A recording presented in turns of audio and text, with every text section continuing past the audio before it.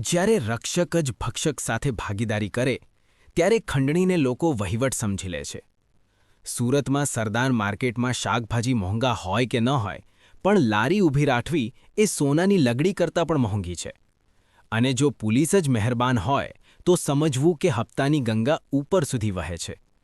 વસૂલીભાઈ દિલીપ માલિયાએ દીકરા દીપુને કહ્યું, જો આ બધી લારીઓ આપણું એટીએમ છે, આમાંથી કાર્ડ વગેરે જ રોકડા નીકળે.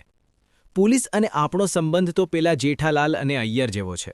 ઉપરથી દુશ્મની દેખાય પણ અંદરથી તો બધું સેટિંગ છે. આપણે ઉઘરાવીએ એ ખંડણી નથી, એ તો રોડ મેન્ટેનન્સ ટેક્સ છે, જે સીધો આપણા ખિસ્સામાં જાય છે.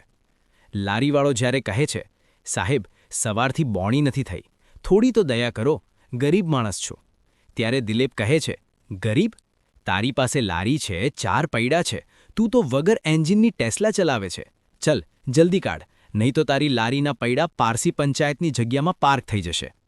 ગરીબો રૂપિયા પાસે એટલે લે છે કારણ કે અમીરો પાસે તો વકીલો હોય છે અને પોલીસ બોડીગાર્ડ છે. ગરીબ લૂંટાય તો ક્રાઇમ રેટ વધે, પણ જો વસૂલી ભાઈઓ લૂંટે તો એને વહીવટ કહેવાય. કાયદાની ભાષામાં આને ખંડણી જ કહેવાય, પણ સુરતના આ વિસ્તારમાં એને કદાચ સહકારી મંડળી સમજવામાં આવતી લાગે છે. જ્યારે પોલીસ કોઈ ગેરકાયદે કામ પર આંખ આડા કાન કરે ત્યારે સમજવું કે કાં તો એમને મોતિયા આવ્યા છે અથવા તો પાર્ટનરશિપ પાકી છે. ગરીબના છોકરા ભૂખ્યા રહે તો ચાલે, પણ દિલીપ માલિયાની સાંજે પારસી પંચાયતના ગ્રાઉન્ડમાં મહેફિલ જામવી જોઈએ, એમાં દારૂ તો આવી જશે, પરંતુ તારા ગરીબના 200 રૂપિયામાં તો ચખણું આવશે. જો ભાઈ, પ્રેમથી આપે એને હપ્તો કહેવાય અને મારીને લે એને ખંડણી કહેવાય. દિલીપ માલિયો તો ઓપ્શન આપે છે અને નક્કી લારીવાળાએ કરવાનું છે કે દાન આપવું છે કે ખંડણી. આ ગરીબ કલ્યાણ યોજના છે. ગરીબોને લૂંટે એટલે પોલીસને મહેનત ન કરવી પડે. પોલીસના નામે ઉઘરાણી કરીએ એટલે એમનો ટાર્ગેટ પણ પૂરો અને દિલીપ માલિયાનો બાર પણ ચાલુ.